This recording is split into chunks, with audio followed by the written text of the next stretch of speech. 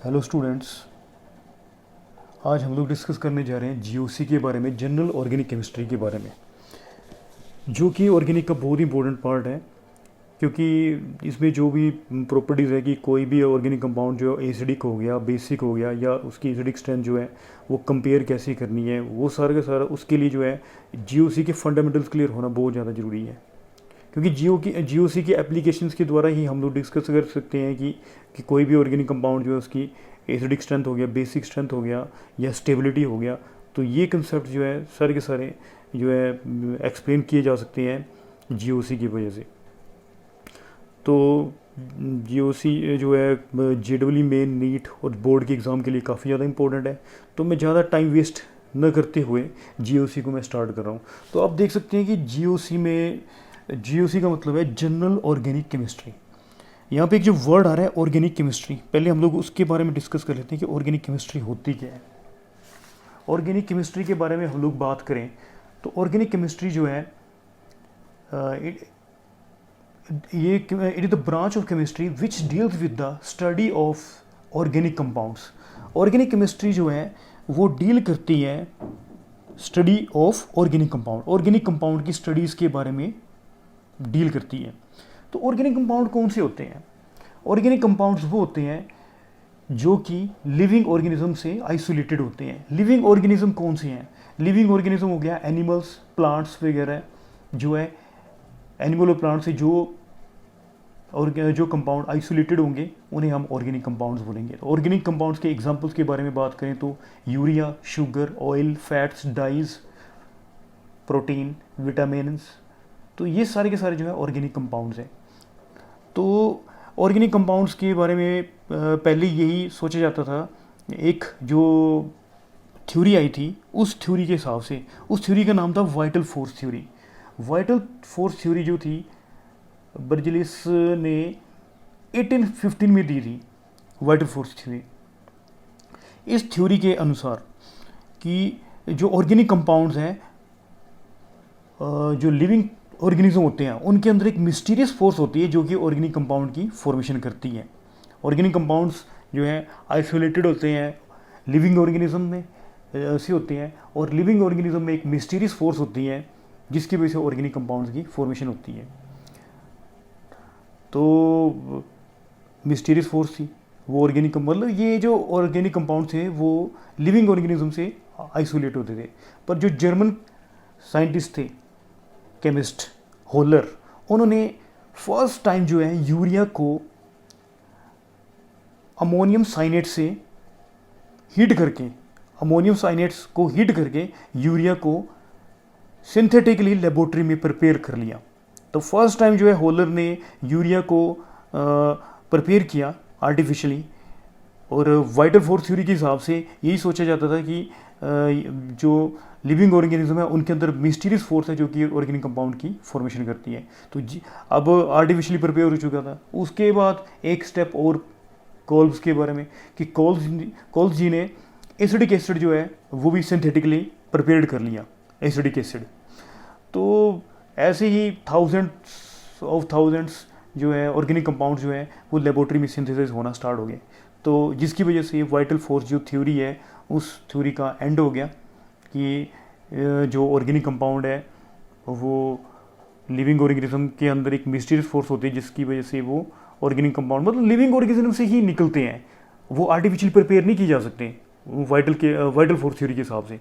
तो जब ये होलर जी ने यूरिया को प्रिपेयर किया, कोल्स ने एसिडिक एसिड को प्रिपेयर किया, और थाउजेंड्स ऑर्गेनिक कंपाउंड जो है आर्टिफिशियली लेबोरेटरी में प्रिपेयर होना स्टार्ट हो गए।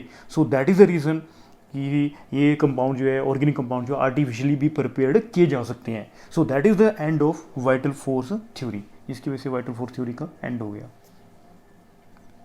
जनरल ऑर्गेनिक केमिस्ट्री में हम लोग पढ़ेंगे electron displacement effect. Electron displacement effect में क्या है? इलेक्ट्रॉन डिस्प्लेसमेंट इफेक्ट में इलेक्ट्रॉन की डिस्प्लेसमेंट होती है, जो कोवलेंट बॉन्ड है उसमें जो इलेक्ट्रॉन की डिस्प्लेसमेंट होगी। इलेक्ट्रॉन की डिस्प्लेसमेंट जो है किन इफेक्ट्स की वजह से हो सकती है? इलेक्ट्रॉन की जो डिस्प्लेसमेंट है वो इंडक्टिव इफेक्ट के थ्रू भी हो सकती है, मीजोमेरिक इफेक्ट के थ्रू भी हो सकती है, that is also called resonance effect. और तीसरी जो डिस्प्लेसमेंट है वो हाइपर कंजुगेशन के थ्रू हो सकती है। और फोर्थ जो डिस्प्लेसमेंट है that is called electromagnetic field की वजह से होती है। पर ये जो स्टार्टिंग के जो तीन है, inductive field, mesomeric field, hyper conjugation, इसमें जो इलेक्ट्रॉन की जो डिस्प्लेसमेंट होगी वो परमानेंट होगी, इसलिए ये परमानेंट इफेक्ट्स हैं। और इलेक्ट्रोमैग्नेटिक फील्ड में इलेक्ट्रॉन की जो डिस्प्लेसमेंट वो परमानेंट नहीं होगी। जब अटैकिंग रेजेंट आएगा स्पीसीज के पास, सबस्ट्रेट के पास, तो वन ऑफ द जो सबस्ट्रेट होगा, वन ऑफ द एटम में इलेक्ट्रॉन का ट्रांसफर हो जाएगा। अटैकिंग रेजेंट आने के बाद जो है, अटैकिंग रेजेंट आने के बाद वन ऑफ द एटम में इलेक्ट्रॉन का ट्रांसफर हो जाएगा। यदि जैसे सपोज करो यहाँ पे कार्बन और ऑक्सीजन है, ऑक्सीजन पे इलेक्ट्रॉन का ट्रांसफर हो रहा है जब वो अटैकिंग रेजेंट आ रहा है। पर यदि हम लोग अटैकिंग रेजेंट को हटा दें तो वो जो है जहाँ पे इलेक्ट्रॉन की डिस्प्लेसमेंट हुई वो सारा का जो प्रोसेस होएगा वो रिवर्स हो जाएगा, वो इलेक्ट्रॉन वापस आ जाएंगे। तो इसलिए इलेक्ट्रोमैग्नेटिक फील्ड जो है that is called temporary field, कि जब अटैकिंग रेजेंट होगा तो इलेक्ट्रॉन की डिस्प्लेसमेंट हो रही है, और जब हम हटाएंगे तो वही जो पहली वाली पोजीशन जो सिचुएशन थी वो ऑब्टेन हो जाएगी। इसलिए हम इलेक्ट्रोमैग्नेटिक फील्ड को टेम्परेरी फील्ड बोलते हैं। तो इलेक्ट्रोमैग्नेटिक, फिर इसके बाद जो है हम लोग बात कर रहे हैं जैसे स्पीसीज और रिएक्शन मैकेनिज्म कैसे होते हैं उसके बारे में डिस्कस करेंगे। तो सबसे पहली बात है कि ऑर्गेनिक केमिस्ट्री में रिएक्शन होता कैसे है। तो ऑर्गेनिक केमिस्ट्री में रिएक्शन होने के लिए एक रिएक्टेंट होता है, जो रिएक्टेंट जो है वो प्रोडक्ट में कन्वर्ट होता है, रिएक्टेंट प्रोडक्ट में कन्वर्ट होगा। तो वो रिएक्टेंट जो है वो प्रोडक्ट में कैसे कन्वर्ट होगा। तो सबसे पहले जो है हम लोग लेते हैं सबस्ट्रेट। सबस्ट्रेट जो है आपका ऑर्गेनिक कंपाउंड होता है। ऑर्गेनिक कंपाउंड में आपका कोई भी जो है ऑर्गेनिक कंपाउंड जो है वो एल्डिहाइड, कार्बोक्सिलिक एसिड या कीटोन जो है फंक्शनल ग्रुप को अटेन कर सकता है, उसके ऊपर जो है रेजेंट अटैक करता है। ये this is called attacking Regent. ये सबस्ट्रेट के ऊपर अटैक करेगा। जब ये रेजेंट जो है सबस्ट्रेट के ऊपर अटैक करेगा तो इंटरमीडिएट की फॉर्मेशन होगी या फिर ट्रांजिशन स्टेट जो है टेक प्लेस होगी। जब और ये इंटरमीडिएट जो फॉर्म हो रहे हैं वो फाइनली प्रोडक्ट में कन्वर्ट हो जाएंगे, और ये इंटरमीडिएट जो है बाई प्रोडक्ट मेन प्रोडक्ट के साथ जो है बाई प्रोडक्ट की भी फॉर्मेशन कर सकते हैं। एक्चुअली इंटरमीडिएट जो है दैट इज कॉल्ड, ये जो कार्ब आप देख रहे हो कि स्क्रीन पे ये कार्बन के ऊपर पॉजिटिव चार्ज है that is called carb cation, और ये नेगेटिव चार्ज कार्बोनाइन, और this is called free radical. Carbon के ऊपर एक इलेक्ट्रॉन जो है that is called free radical. तो ये जो है हाईली अनस्टेबल जो है स्पीसीज हैं, जो कि इनका जो स्पैन है 10⁻⁻8 सेकेंड होता है, और मतलब काफ़ी रिएक्टिव होती है और प्रोडक्ट में कन्वर्ट हो जाती है। तो आप देख सकते हैं कि ऑर्गेनिक केमिस्ट्री में जो रिएक्शन होता है वो कैसे होता है। अटैकिंग रेजेंट जो है सबस्ट्रेट पे अटैक करता है, इंटरमीडिएट की फॉर्मेशन होती है और फाइनली प्रोडक्ट में कन्वर्ट हो जाता है इंटरमीडिएट। तो हम लोग यहाँ पे हम लोग बात कर रहे थे जैसे कि रेजेंट्स के बारे में, कि ये रेजेंट्स क्या है, कि अटैकिंग रेजेंट्स कौन से होते हैं, कैसे ये अटैक करते हैं, किस टाइप से मतलब क्यों इनको ज़रूरत पड़ती है अटैक करने की। तो हम लोग ये डिस्कस करने जा रहे हैं। रेजेंट्स जो है दो टाइप के हैं। अटैकिंग रेजेंट्स के बारे में दो टाइप के हम लोग बात करेंगे। सबसे पहले हम लोग बात करें इलेक्ट्रोफाइल के बारे में। नाम से क्लियर है, इलेक्ट्रो मीन्स, जो इलेक्ट्रोफाइल जो वर्ड आया है, इलेक्ट्रो प्लस फाइल, इलेक्ट्रॉन के लिए फाइल मीन्स लव और अट्रैक्शन। इसका जो लव है वो किसके लिए है, इलेक्ट्रॉन के लिए। इलेक्ट्रॉन पे चार्ज कौन सा, नेगेटिव है, तो नेगेटिव इसके ऊपर चार्ज है, तो इसका मतलब जो है जो इलेक्ट्रोफाइल जो होगा उस पर चार्ज डेफिनेटली कौन सा होगा, पॉजिटिव चार्ज होगा, तभी जाके इसका नेगेटिव चार्ज के लिए क्या होगा, अट्रैक्शन होगा। तो इलेक्ट्रोफाइल जो स्पीसीज़ हैं वो जनरली जो है पॉजिटिव चार्ज जो स्पीसीज़ होती हैं, पॉजिटिव चार्ज स्पीसीज़ होती हैं। जरूरी नहीं है कि पॉजिटिव चार्ज हो, न्यूट्रल भी हो सकती हैं। जैसे हम लोग बात कर रहे हैं न्यूट्रल भी हो सकती हैं। तो पॉजिटिव चार्ज स्पीसीज जो हैं, जैसे कि हम लोग बात करें एग्जांपल के बारे में, hydronium ion, chloronium ion, bromonium ion, iodonium ion, nitronium ion, nitrosonium ion, और दिस इज कॉल्ड कार्बन के ऊपर जब पॉजिटिव चार्ज आएगा दैट इज कॉल्ड कार्बोकैटाइन। तो ये कार्बोकैटाइन, तो ये पॉजिटिव चार्ज स्पीसीज हैं, और इनका अट्रैक्शन जो है वो नेगेटिव चार्ज के लिए, इलेक्ट्रॉन के लिए इनका लव है, अट्रैक्शन है, इसलिए हम इनको क्या बोलेंगे, इलेक्ट्रोफाइल्स बोलेंगे। अब neutral electrophile, why they act as neutral electrophile, क्यों वो न्यूट्रल इलेक्ट्रोफाइल जो है वो न्यूट्रल जो स्पीसीज है वो इलेक्ट्रोफाइल की तरफ बिहेव कर रही हैं। इनका सबसे बड़ा जो कारण है, क्योंकि ये जो होती हैं जो इलेक्ट्रॉन डेफिशिएंट होती हैं, इलेक्ट्रॉन डेफिशिएंट है, और इनका जो है इलेक्ट्रॉन के लिए जो अट्रैक्शन होता है वो काफ़ी ज़्यादा होता है, जिसकी वजह से ये जो है इलेक्ट्रॉन डेफिशिएंट होने की वजह से इनका इलेक्ट्रॉन के लिए अट्रैक्शन ज़्यादा है, जिसकी वजह से इलेक्ट्रोफाइल जो है वो एक्ट करती है। जैसे हम देख सकते हैं कि ये फ्री रेडिकल है, कार्बन के ऊपर जो है एक ही सिंगल इलेक्ट्रॉन है, अनपेयर्ड इलेक्ट्रॉन है, तो इसका ये चाहता है कि मैं पेयर्ड अप हो जाऊं, तो जिसकी वजह से इसका एक इलेक्ट्रॉन के लिए एक इनकमिंग जो इलेक्ट्रॉन होगा उसके लिए अट्रैक्शन काफ़ी ज़्यादा होगा, जिसकी वजह से ये जो फ्री रेडिकल जो है वो इलेक्ट्रोफाइल जो है वो एक्ट करेगी। इसी तरह से आप देख सकते हैं कार्बीन जो है, इसी तरह से कार्बीन्स के बाद नाइट्रीन्स और BF3, boron trifluoride, aluminium trichloride, FeCl3। तो आप देख सकते हैं कि BF3 की केस में क्या है कि BF जो है बोरोन के पास, आपको पता ही है सभी को कि 3 वैलेंस इलेक्ट्रॉन है। 3 वैलेंस इलेक्ट्रॉन जो है वो जो बोरोन है वो 3 फ्लोरीन एटम के साथ शेयर करता है, और it is surrounded by 6 electron, 2 2 4 and 2 6, मतलब 6 इलेक्ट्रॉन है। इसका ऑक्टेट कंप्लीट नहीं है, इलेक्ट्रॉन डेफिशिएंट नेचर की वजह से ये इलेक्ट्रोफाइल जो है एक्ट कर रहा है, BF3 BlCl3 वगैरह।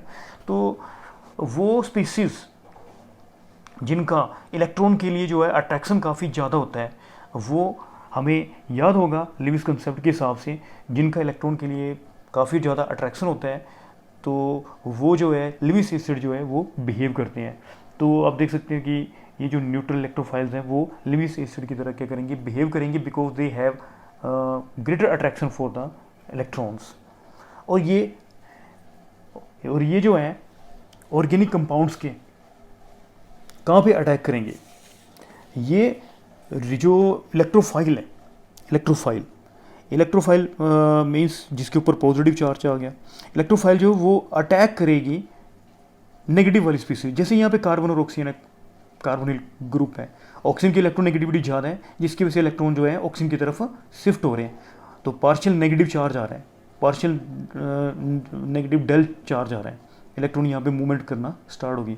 तो इलेक्ट्रोफाइल जो है वो कहाँ पे अप्रोच करेगा, इलेक्ट्रोफाइल जो भाई जहाँ पे इलेक्ट्रॉन की डेंसिटी जो होगी वो मैक्सिमम होगी वहीं पे अप्रोच करेगा। तो इलेक्ट्रोफाइल जो है ऑर्गेनिक कंपाउंड्स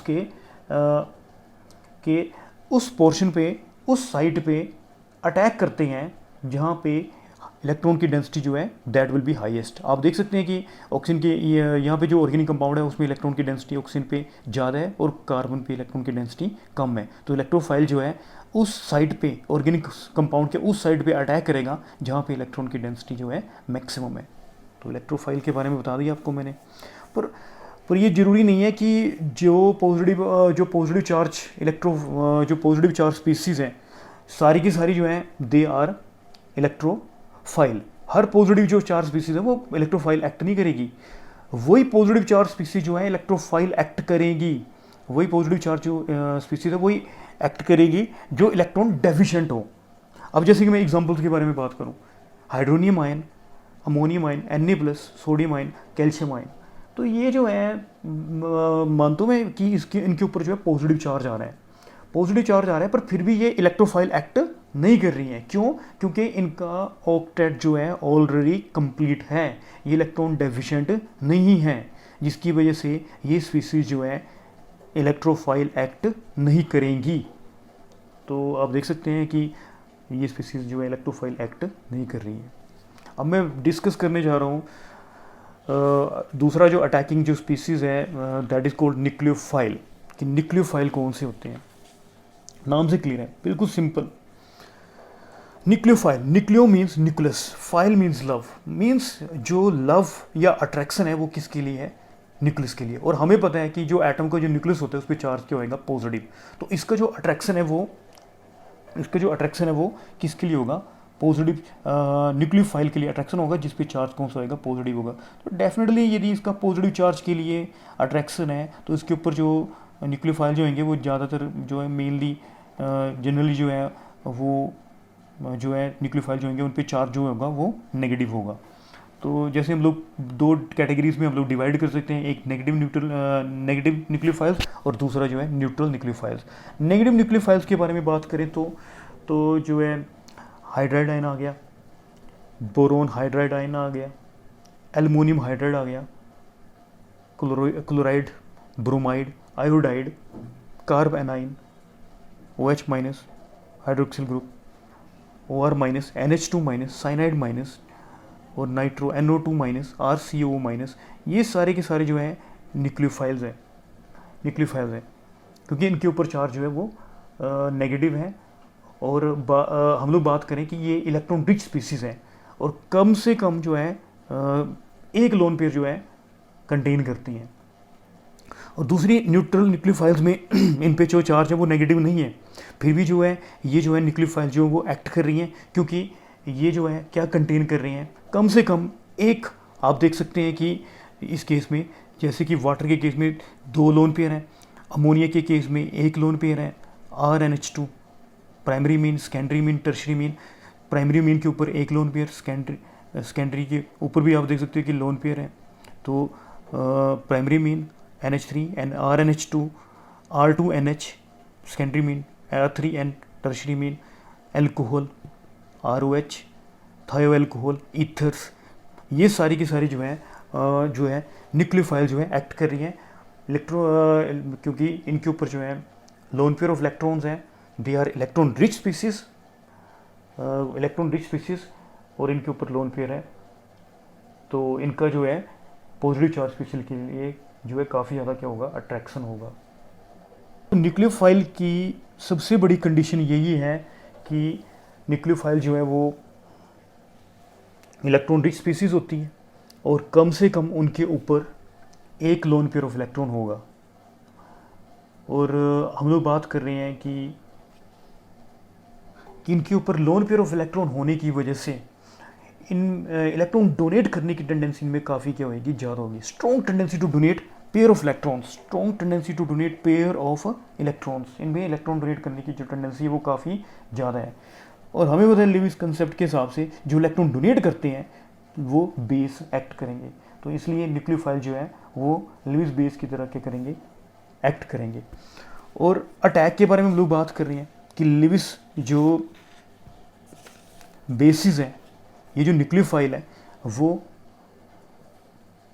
सबस्ट्रेट के उस पोर्शन पे अटैक करेंगे न्यूक्लियोफाइल जहाँ पे इलेक्ट्रॉन की डेंसिटी जो है लो होगी, सबसे ज़्यादा लो होगी। लोएस्ट इलेक्ट्रॉन डेंसिटी वाले पोर्शन पे क्या करेंगे, अटैक करेंगे। जैसे यहाँ पे आप देख सकते हैं कि कार्बन पे इलेक्ट्रॉन की डेंसिटी कम है क्योंकि ऑक्सीजन जो है उसके इलेक्ट्रॉन ले गए हैं काफ़ी ज़्यादा। तो जो न्यूक्लियोफाइल है वो कार्बन हैविंग पॉजिटिव चार्ज, जिस पे इलेक्ट्रॉन की डेंसिटी मतलब उस ऑर्गेनिक कंपाउंड के उस पोर्शन पे अटैक करेंगे जहाँ पे, उस साइड पे अटैक करेंगे जहाँ पे इलेक्ट्रॉन की डेंसिटी काफ़ी कम हो। तो अभी हम लोगों ने डिस्कस किया रीजेंट्स के बारे में। तो नेक्स्ट जो आपका वीडियो होगा उसमें मैं डिटेल्स में बात करूँगा इंडक्टिव हेड के बारे में, और कि बॉन्ड चीज़ जो ब्रेकिंग है, होमोलिटिक फिशन और हेट्रोलिटिक फिशन कैसे होता है। इंडक्टिव हेड को मैं काफ़ी डिटेल में डिस्कस करूँगा, उनके एप्लीकेशंस के बारे में बात करूँगा कि कैसे जो है इंडक्टिव हेड जो है प्लस साइफ हेड जो है एसिडिक स्ट्रेंथ को इंक्रीज़ करता है और जो एसिडिक स्ट्रेंथ को बढ़ाता है, या जो प्लस साइफ हेड या माइनस साइफ हेड जो है कैसे जो है प्लस साइफ हेड जो है इलेक्ट्रॉन की कि ये हम डिस्कस करेंगे कि जो माइनस साइफ हेड है वो कैसे एसिडिक स्ट्रेंथ को बढ़ाता है और प्लस साइफ हेड जो है कैसे एसिडिक स्ट्रेंथ को कम करता है। मैंने थोड़ा सा रॉन्ग वे से बोल दिया था कि माइनस साइफ हेड जो है वो एसिडिक स्ट्रेंथ को बढ़ाता है और प्लस साइफ हेड जो है एसिडिक स्ट्रेंथ को कम करता है। तो कैसे वो करते हैं, वो सारी के सारे मैं जो एप्लीकेशंस हैं, कैसे वो क्वेश्चंस में यूज़ होते हैं, मैं सारे के सारे जो मैं डिस्कस करूँगा नेक्स्ट वीडियो में। तो आप ज़रूर नेक्स्ट वीडियो के लिए ज़रूर देखना। Thank you for watching.